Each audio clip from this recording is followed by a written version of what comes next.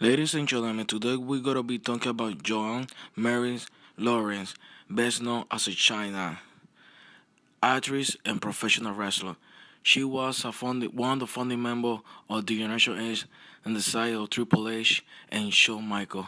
She also was two-time Intercontinental Champion and the only female to have that belt.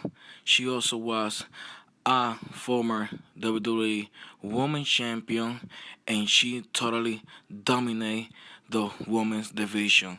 She was awesome and strong in the division.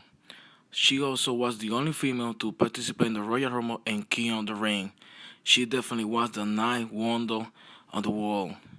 She dominates the male and women's in the wrestling industry. She sadly passed away yesterday, Wednesday, April 20. She was found dead in her house in Redondo Beach, California.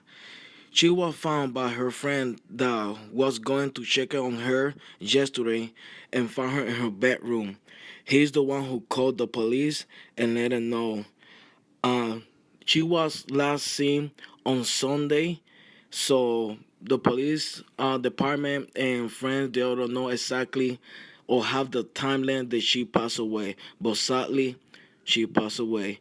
You always gotta be missed, and remember, rest in peace, China.